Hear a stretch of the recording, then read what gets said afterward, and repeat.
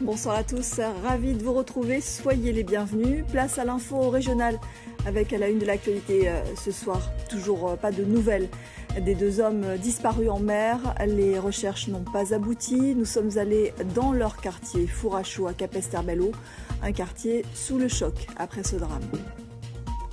Un outil pour simuler les performances du cerveau. Ce soir, on vous présente le neurofeedback, une méthode qui permet de faciliter l'entraînement cérébral. Il est aussi utile à des fins thérapeutiques contre l'anxiété ou la dépression. La 12e édition du tournoi Christian Pérez s'est achevée après 2 journées de rencontres où les plus jeunes ont disputé avec leur club plusieurs matchs. On fera le bilan et on vous parlera de l'intérêt grandissant pour cette discipline qu'est le rugby. Enfin du cinéma avec le dernier projet de Jean-Claude Barny. Le réalisateur prépare un film sur Frantz Fanon, le psychiatre et militant révolutionnaire martiniquais engagé dans la lutte pour l'indépendance de l'Algérie et dans le combat contre le colonialisme. 48 heures après le naufrage d'un bateau de pêche au large de Capesterre-Belle-Eau, 2 des 4 occupants de l'embarcation sont toujours portés disparus. À Fourachou, les habitants du quartier sont aujourd'hui sous le choc. Le reportage de Lydia Quérin et Christian Danquin. Les yeux rivés vers le large, à l'affût du moindre mouvement. Comme tous les jours, voilà le point de ralliement des habitants du quartier. Ici, c'est l'incompréhension et la sidération. On s'y attendait pas, quoi. Non, parce que les gens, normalement, sont habitués à faire leur petite pêche et tout. Et voilà. Vraiment, on s'y attendait vraiment pas. Le jour du naufrage, Rémi fait partie des premiers riverains à avoir donné l'alerte. Quand ça s'est produit, moi, je sortais sous la barrière de Kouaï là-bas. J'étais en train de fouiller des palos, je suis descendu. Quand je suis descendu, après, dans un petit moment, j'ai vu le monsieur arriver juste après moi, tout trempé, tu vois. Il avait bien froid, il disait que le bateau a coulé, tout comme ça. Dans ce hameau de pêcheurs, plusieurs centaines de familles, tous ici, croisent parfois ou fréquentent les naufragés. On se sent un peu mal et ça va nous manquer. Parce que ce sont des gens qu'on côtoie, des gens qu'on voit tous les jours, qu'on parle avec eux, qu'on discute. Si on est là, on est ensemble, on parle de la pêche, on n'est pas de la boutique. On va dire, bon, ok, on va prendre un petit la goutte. Ici, la vie reprend doucement son cours. Les opérations de sauvetage sont suspendues depuis hier, en fin de journée. Il y a un qui est rentré en vie, Dieu merci.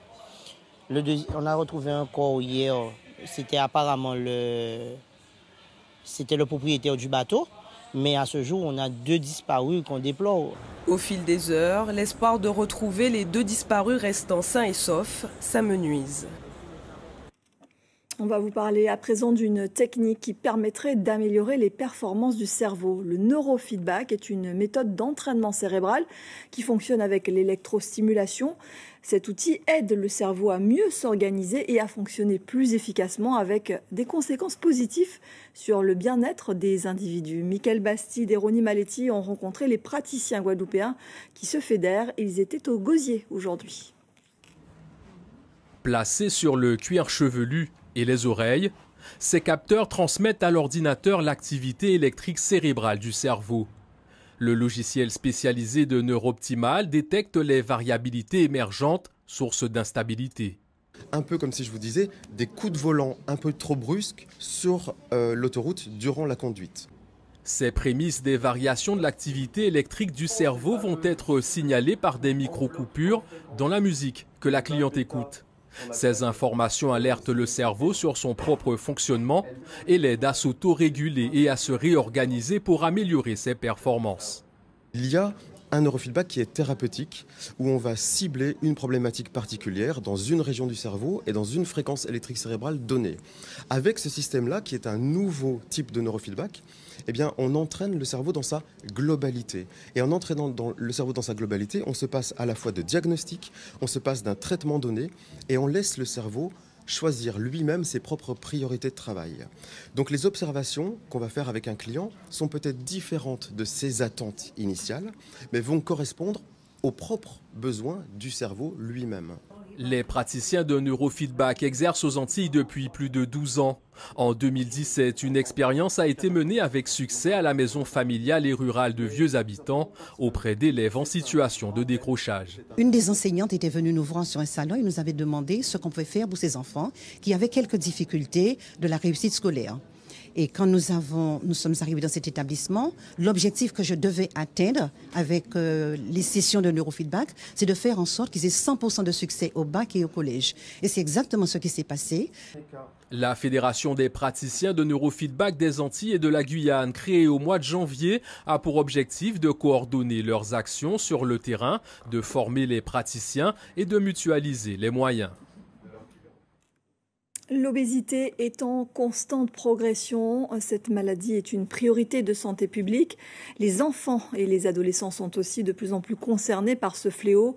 L'association Agos organisait une journée de lutte et de sensibilisation au Jardin d'eau à Goyave. Les enfants en surpoids et leurs parents étaient conviés à cet événement de sensibilisation à l'obésité pédiatrique. On écoute Marie-Élie Sextius, la directrice de l'association Agos. Elle est interrogée par Bruno Poncieux-Villon.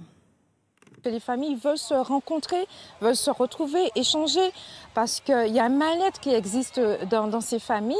Les enfants pensent qu'ils sont les seuls. Alors vraiment, l'idée de cette journée, c'est que tous les enfants se rencontrent, ainsi que les familles, et qu'ils puissent échanger ensemble, parce que l'obésité n'est pas une fatalité. C'est un sujet qui reste une problématique majeure de santé publique.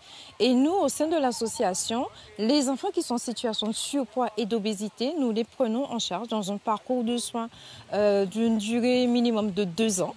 On sait que l'obésité, malheureusement, c'est à vie, mais nous, vraiment, l'objectif, c'est pouvoir réduire la prévalence sur le territoire.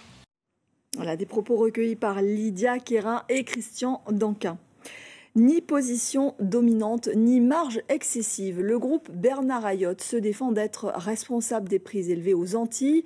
Les députés réunis en commission d'enquête sur le coût de la vie en Outre-mer ont auditionné mercredi Stéphane Ayotte, le directeur général du groupe, qui a livré ses arguments et qui a même avancé des propositions. Bruno Satt, Louis Hautevas. Le groupe Ayotte n'a pas un quasi-monopole de la distribution ultramarine. Il ne profite donc pas d'une situation inexistante. C'est du moins se contenter de démontrer les représentants de l'entreprise auditionnés par la commission d'enquête parlementaire. La vie chère outre-mer serait donc due aux surcoûts liés notamment à l'importation et pas à ces marges que le distributeur juge raisonnables.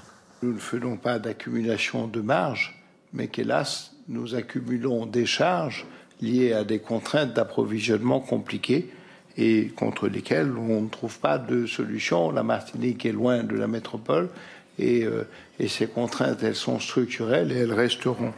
Le groupe Ayotte fait même des propositions pour améliorer le niveau de vie outre-mer, comme notamment une augmentation du taux d'activité, le développement de filières de production ultramarine et surtout une modulation de la fiscalité locale qui ne favorise pas assez les produits de première nécessité. Dans le cas d'un conteneur de pâtes alimentaires, nous mettons 20 000 € de marchandises dans le conteneur. Il supportera les mêmes coûts de plateforme que le magasin métropolitain, les 6-8% dont je parlais tout à l'heure, auxquels s'ajoutent 5 000 € de coûts d'acheminement du conteneur. Et enfin, un octroi de mer de 9,5%. Le prix de revient de ces pâtes arrivées au port, avant que le magasin ne prenne le moindre centime d'euro de marge, est déjà augmenté de 45%. Des arguments qui ne convainquent pas l'un des députés présents. On ne peut pas se cacher derrière l'emploi et par la même occasion être en situation de domination et surtout laisser les gens dans une situation où ils ont du mal à acheter. Ils dominent le commerce à La Réunion par exemple. S'ils voulaient véritablement faire du bien à ces territoires, eh bien, je pense qu'ils devraient abandonner un certain nombre d'activités et laisser jouer la concurrence. Les parlementaires achèveront leurs auditions en juin prochain. Ils rendront leurs conclusions au cours du second semestre. L'idée fait son chemin et plusieurs départements français l'ont déjà adopté. La Guadeloupe aussi, à son tour, met en place des stages d'éco-citoyenneté pour les auteurs d'atteintes à l'environnement. Plutôt que d'écoper d'une amende, les contrevenants devront participer à des stages pédagogiques. Les autorités espèrent que l'alternative sera plus efficace que la sanction répressive. Thierry Philippe. Le stage de citoyenneté vise à sensibiliser à la préservation de l'environnement les personnes mises en cause pour des infractions de nature environnementale, à l'exemple de dépôts de déchets sauvages, de pollution de l'eau ou encore du non-respect des réglementations des réserves naturelles. Le stage proposé à ces personnes en infraction est une mesure alternative aux poursuites. Au lieu de les sanctionner par des amendes qui n'ont pas toujours un vrai sens, on va aller sur des mesures pédagogiques et ce stage, le contenu de ce stage, à la fois théorique et pratique, va permettre, je l'espère, aux personnes qui vont être reçues de comprendre certaines choses sur ce qu'est notre environnement et la nécessité qu'il y a à protéger ce dernier. Alors les moyens, je pense effectivement qu'ils restent encore limités, certainement insuffisants pour traiter l'ensemble de cette délinquance, mais néanmoins les services sont très investis. Pour mener à bien toutes les procédures reçues, un assistant spécialisé environnement est sur le point d'être recruté. Les deux parquets de Guadeloupe ambitionnent ainsi de limiter l'ensemble des comportements non respectueux de l'environnement. La limite, elle est définie parfaitement par la loi, par les règlements, et qui prévoient que des comportements sont délictuels, et ils sont nombreux, dans de nombreuses matières, que ce soit sur l'eau, que ce soit sur la terre, dans la forêt. Voilà, c'est des comportements qui sont strictement prévus par les textes. Hein. On est dans un pays de légalité, et lorsque ces comportements ne sont pas respectés, lorsque les textes ne sont pas respectés, eh bien, ça occasionne des poursuites. Le tribunal judiciaire adresse le public concerné vers le service de contrôle judiciaire et d'enquête, SCJE.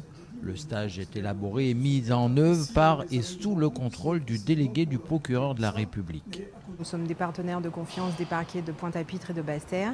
Et c'est donc naturellement que nous nous sommes engagés auprès des deux parquets de Pointe-à-Pitre et de Basse-Terre pour cette thématique qui est au cœur des préoccupations sociétales, qui est la préservation de l'environnement.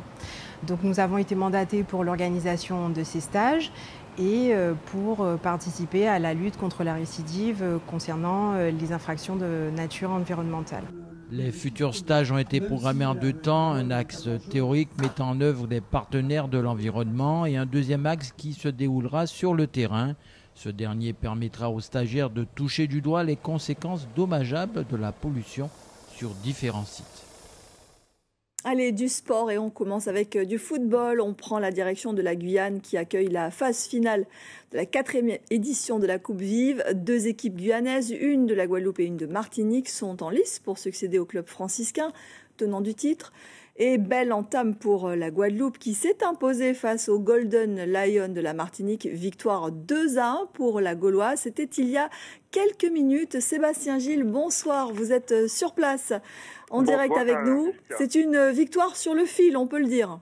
Ouais, une victoire au bout de suspense. Et pour ceux qui pensaient que la Gauloise ne savait pas voyager, eh bien voilà, ils ont certainement ce soir la preuve du contraire, puisque les protégés de Dominique Moka ont proposé une copie quasiment parfaite ce soir. Certes, ils encaissent le premier but dès la 46e minute de jeu et le début de la deuxième période par l'intermédiaire d'un joueur du Golden Lion. Mais très vite, l'homme de la rencontre côté gaulois, Steven Davidas, fait parler la foudre. 10 minutes plus tard, d'abord, il ramène les siens à hauteur des Martiniquais et dans le temps additionnel à la 94e minute de jeu, sur un amour de but, une balle piquée au-dessus du portier martiniquais vient offrir la victoire et la qualification à ses protégés pour la rencontre et la grande finale de lundi prochain qui opposera donc la Guadeloupe, la Gauloise de Basse-Terre, au vainqueur de la deuxième demi-finale qui va se jouer ici du côté de Remire-Montjoly entre deux formations guyanaises, le FC Caraïbes et l'Étoile de Matoury. Voilà pour donc la qualification et la Gauloise qui ira défendre les couleurs du football guadeloupéen en finale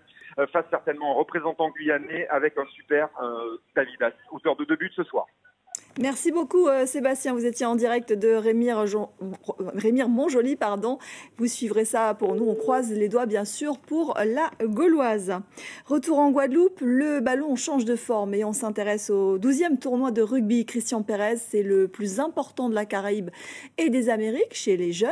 C'est depuis hier au stade de Bas-du-Fort. Il concerne la tranche d'âge allant des moins de 6 ans aux moins de 12 ans. Et ce samedi, place aux plus grands, les moins de 10 ans et les moins de 12 ans, avec la présence de délégations venues de Guyane et de Martinique.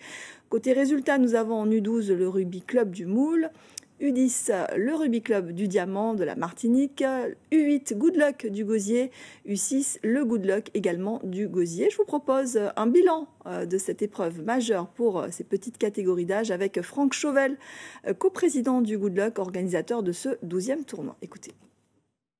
On est en fin de saison, les équipes sont affûtées et on a vraiment un beau plateau avec beaucoup de joueurs, beaucoup d'équipes très motivées. C'est un tournoi très particulier qui réunit beaucoup de monde et qui fait aussi, je dirais, la qualité qui traduit la qualité de ce que l'on peut trouver au niveau de la Guadeloupe. Moi, je tiens simplement aussi à souligner qu'un tournoi comme ça, c'est 60 à 70 bénévoles. Donc, c'est beaucoup d'investissement, beaucoup de passionnés, que ce soit au niveau des éducateurs, au niveau des entraîneurs, mais aussi au niveau des parents de joueurs du club. Et au total, près de 400 jeunes se sont affrontés sur différents niveaux de jeu. L'occasion de constater l'engouement grandissant pour cette discipline en Guadeloupe. Reportage Bruno Pancieux-Villon, Christian Nankin. Par petits groupes et équipes de clubs, venant de différentes communes de Guadeloupe et îles du Nord, 260 jeunes de moins de 8 ans se sont affrontés sur des rencontres de 6 minutes, sous les regards et encouragements de leurs camarades et éducateurs. J'aime bien les plaquages, les esquives. Dès que tu es lancé, tu peux jouer sur le ballon, tu peux faire des esquives, raffûter. Tu dois faire de ton mieux, mais l'important c'est pas de gagner, c'est de s'amuser. Il faut bien jouer et il faut s'entraîner, et après tu vas devenir la meilleure. Je préfère quand je joue au rugby, jouer avec mes copains. Je joue avec mes copains, comme ça on s'amuse 3 fois mieux. Pour les plus petits, les moins de 6 ans, des ateliers de motricité étaient organisés sous forme de relais mixtes et clubs mélangés, avec tout de même le challenge de faire gagner son équipe. Objectif ? Débuter le rugby de façon ludique, en présence des parents. Elle aime bien, ça c'est sûr qu'elle aime bien y aller, les entraînements elle n'en rate pas. Et qu'est-ce qui plaît à la maman d'accompagner sa fille faire du rugby ? Moi je fais du rugby loisir aussi, donc j'aime bien aussi, forcément. Il a une tata qui fait partie du club et du coup il a toujours baigné dans le rugby et il adore ça. C'est logique. Esprit d'équipe, tout ça, c'est bon en plus, donc on n'a pas dit non. Le terrain est pas loin de chez nous, mais après, les valeurs du rugby, il avait envie aussi de se défouler. Donc, on a choisi ce sport, je pense que ça lui va bien parce qu'il aime ça, il aime le contact. Si la Guadeloupe affiche 1300 joueurs licenciés, les jeunes sont de plus en plus nombreux à pratiquer le rugby, avec un taux global de 26% de féminines. Nous intervenons avec le comité et nos cadres techniques depuis maintenant 3 ans dans les écoles et les collèges avec l'UCEP, l'UNSS et l'UXEL où nous avons environ 2000 participants et qui font la pratique du rugby. Et après, le but c'est de faire des passerelles pour rejoindre les clubs. En plus, cette année est une année charnière parce que c'est une année Coupe du Monde qui a lieu en France, donc notre nombre de licenciés a fortement augmenté. Depuis quelques années, les petits de 3 ans peuvent découvrir le monde du rugby, le maintien du ballon ou encore comment chuter en toute sécurité. Nous sommes dans le mois des mémoires. Il y aura la commémoration de l'abolition de l'esclavage dans une semaine. Mais dès aujourd'hui, c'est au héros Ignace que plusieurs organisations patriotiques, des partis et des associations ont rendu hommage en organisant une marche sur les traces d'Ignace et des combattants de mai 1802, avec plus de 250 participants partis tout à l'heure du fort d'Elgrès à Basse-Terre en direction du boulevard des Héros, non loin de Bainbridge, aux Abîmes, où trône, vous le savez, une statue à son effigie. Ils étaient accompagnés du groupe Voukoum pour les premiers kilomètres. Écoutez Jacqueline Jacqueret, la présidente du CIPN, elle répond à Ronnie Maletti. Pour nous, c'est rendre hommage à tous ces combattants-là, à tous nos ancêtres qui nous ont donné l'exemple qu'il valait mieux quelquefois mourir pour la liberté, en tout cas défendre sa liberté jusqu'au bout, de façon à ce que les idées racistes, puisqu'on doit dire ça, hein, M. Napoléon c'était un raciste, les idées racistes et les idées liberticides ne passent pas. Beaucoup de Guadeloupéens ont répondu et ça montre que de plus en plus les Guadeloupéens s'approprient leur histoire, parce que c'est vrai que nous étions dans un déni d'histoire, hein. Pendant des années, l'histoire n'a pas été l'histoire de la Guadeloupe, mais c'est chaque Guadeloupéen qui devait faire l'effort d'être historien pour connaître son histoire. Je crois que de plus en plus les Guadeloupéens s'approprient cette histoire, s'approprient ce combat, s'approprient cette idée de liberté contre la profitation, contre l'ignominie. 7 ans après le gang des Antillais, le réalisateur guadeloupéen Jean-Claude Barny est de retour pour un film consacré à l'intellectuel et militant martiniquais Frantz Fanon. Un projet pour lequel une coproduction internationale a été nécessaire. Le tournage a commencé en Tunisie le mois dernier. Alban Lucien et Mourad Bouretima sont allés à la rencontre de l'équipe.